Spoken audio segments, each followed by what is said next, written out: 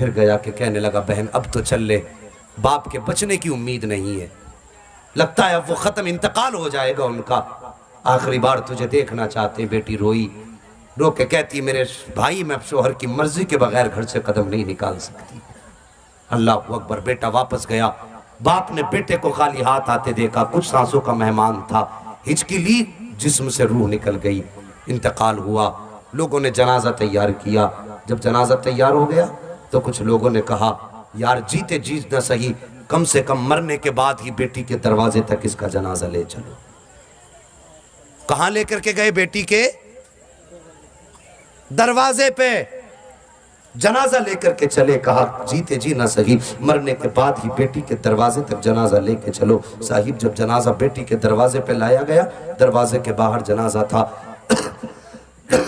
لوگوں نے آواز دے کے کہا تھا بیٹی اب تو کم سے کم دروازے سے باہر آ جا، تیرے باپ کا جنازہ دروازے کے باہر رکھا ہوا ہے۔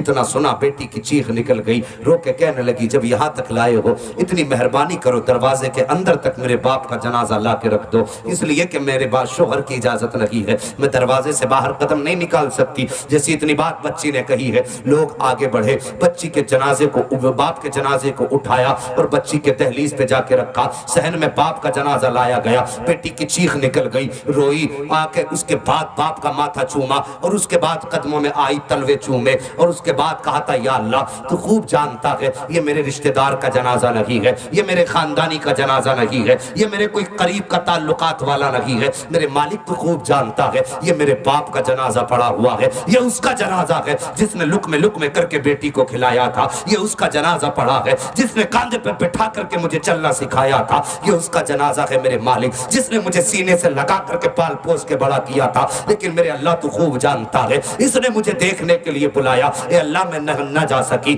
میرے پروردگار تو خوب جانتا ہے میں نے تیرے محبوب کی رضا کے لیے باپ کی رضا کو قربان کر دیا۔ اللہ اکبر۔ اتنی بات بیٹی نے رو کے کہی تھی اور اس کے بعد پھر جنازہ لے جایا گیا ہے۔ کچھ دن کے بعد لوگوں نے خواب میں دیکھا کہ یہی باپ جنت کی بہاروں میں ٹہل رہا ہے۔ کسی نے کہا تھا یار سچ بتا تو اتنی آسانی سے جنت میں کیسے پہنچ گیا؟ تو اس بوڑھے نے کہا تھا کہ عمل تو بہت برے تھے، گناہ ہی گناہ تھے، لیکن جب قیامت میں جب میں رب کی بارگاہ میں آیا اور حساب و کتاب کا معاملہ ہوا تو رب نے فرمایا سن تیری بیٹی جس کو تو روتا چھوڑ کر کے آیا ہے اس نے محبوب کی رضا کے لیے تیری دی ہوئی تعلیم کے مطابق اپنے باپ کی رضا کو قربان کر دیا۔ جا ہم تیری بیٹی سے اتنے راضی ہو گئے ہیں، اتنے راضی ہو گئے ہیں کہ ہم نے تیری بیٹی کو بھی جنتی بنا دیا ہے، اس کے صدقے میں تجھ کو بھی جنتی بنا دیا۔ سبحان اللہ۔ صاحبو جب بیٹیاں با پردہ ہوتی ہیں تو باپ بھی بخشے جاتے ہیں۔ مہربانی کرو بیٹیوں کو پردے کی تلقین کرو، اپنے بچوں کو پردے کے بارے میں سکھاؤ سمجھاؤ تاکہ وہ پردہ کریں۔ وہ جوانوں مہربانی کرو کسی کی بیٹی کا جینا دشوار نہ کرو۔ بہت آسان سمجھتے ہیں، کوئی کہتا ہے چلوں میں جنت ہے، کوئی کہتا ہے اعتکاف میں جنت ہے، کوئی کہتا نہیں جی حج کراؤ جنتی ہو جاؤ گے۔ صاحب یاد رکھنا اگر دل توڑ کے 1000 حج بھی کر لو گے اللہ منہ پہ مار دے گا۔ کسی کو ستا کے تم پوری زندگی مدینے میں گزار دو، رب کو تمہاری وہ زندگی پیاری نہیں ہے۔ ہاں جوانوں اگر جنت میں جانا چاہتے ہو کسی غریب بیٹی کا سہارا بن جاؤ، کسی غریب کا سہارا بن جاؤ۔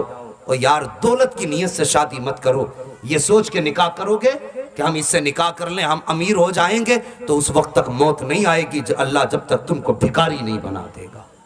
ہاں نیک سیرت لڑکی تلاش کرو، پارسا بیٹی ڈھونڈو، پردے والی لڑکی تلاش کرو، بھلے غریب کی ہو لیکن مصطفیٰ کی سچی وفادار ہونی چاہیے۔ ایسی بیٹیاں تلاش کرو اور صاحب غریب کی بیٹی کا ہاتھ تھامو۔ وہ یار کیا ہے تصور اسلام میں برات کا تصور نہیں ہے، کئی سو لوگ برات میں جا رہے ہیں، زمین اکھاڑ کے پھینک دی لڑکی والے کی، حالت خراب ہے۔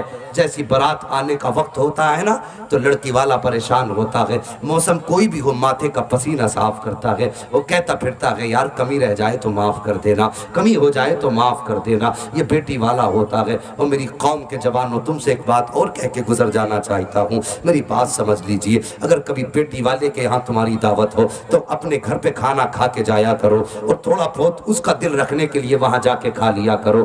کئی دن کا کھانا اکٹھا جا کے نہ کھایا کرو. اور ایک کی دعوت ہوتی ہے, ایک کو ساتھ بٹھا کے چل دیا کرتے ہو. تم نے جا کے پیٹ بھر کے کھا لیا, 300 لوگوں کی بارات آئی, اگر اس نے 300 کو کھانا کھلا دیا, 2 کا کھانا کم پڑ گیا تو 300 کا کھانا پانی پھر جایا کرتا ہے اور 2 بدنام کر دیا کرتے ہیں بیٹی والوں کو. مہربانی کرو, اگر کسی بیٹی والے کے گھر پہ دعوت ہوا کرے تو مہربانی کرنا کہ بیٹی کے گھر پہ اپنے گھر سے کھا کے جایا کرو. جتنوں کی دعوت ہو اتنے ہی جایا کرو. تمہیں نہیں معلوم ہے جب بیٹی والے کے مکان پہ بارات کھانا کھایا کرتی ہے تو کبھی ادھر چکر لگا رہا ہے, کبھی ادھر چکر لگا رہا ہے اور بار بار دل میں کہہ رہا ہے یا اللہ اس باپ کی لاج رکھ لینا, اس باپ کی بیٹی کو عزت سے رخصت کرا دینا, یا اللہ کسی چیز میں کمی نہ ہو جائے, یا اللہ برکت دے دینا. یہ غریب بیچارہ چکر لگا رہا ہے, طرح طرح کے رب کی بارگاہ میں رو کے التجائیں کر رہا ہے. ہاں صاحب, غریبوں کے مددگار بنا کرو, گھر سے کھا کے جایا کرو اور یہ سوچ کے کھا کے جایا کرو ہم یہاں کھا کے جائیں گے تاکہ غریب پہ بوجھ کم ہو جائے,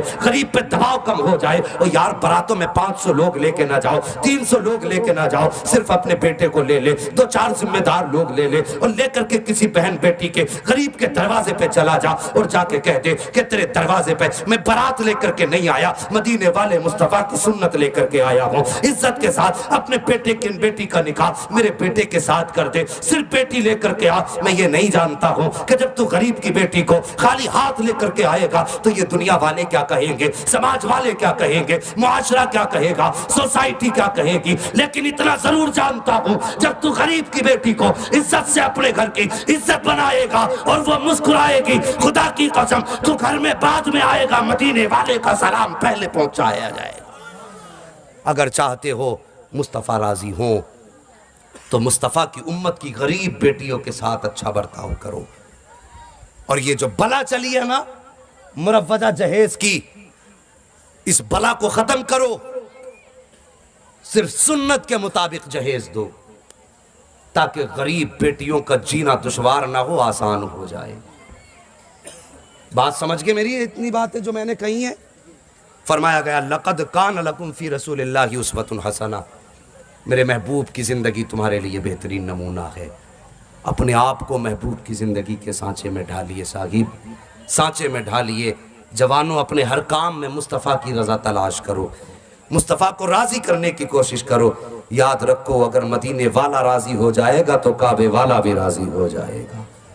ہاں, نبی سے سچا پیار کرو, نبی سے سچا عشق کرو. جوانوں اٹھتے بیٹھتے نبی کی اداؤں کو اپناؤ, نبی کے طریقے کو اپناؤ, نبی کے کردار کو اپناؤ.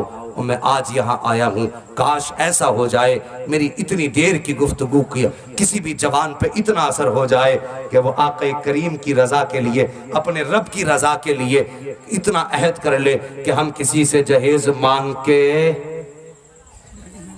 بولو مانگ کر, کیوں نہیں بول رہے ہو کہ جیبیں کاٹنی ہے کیا کسی کی؟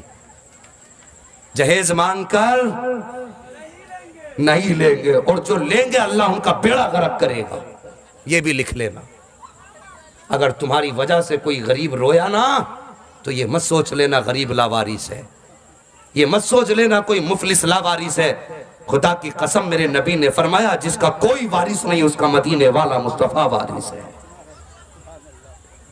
اگر کسی امیر کے ظلم کی وجہ سے غریب رویا تو کسی کو خبر ہو نہ ہو مدینے والے مصطفیٰ کو خبر ہو جاتی ہے. اور میرے نبی نے فرمایا میرے امتی کے پیر میں کانٹا چبھ جائے تو امتی کو درد بعد میں ہوتا ہے, مدینے والے کو درد پہلے ہو جایا کرتا ہے. مہربانی کرو یار, 4 دن کی زندگی ہے.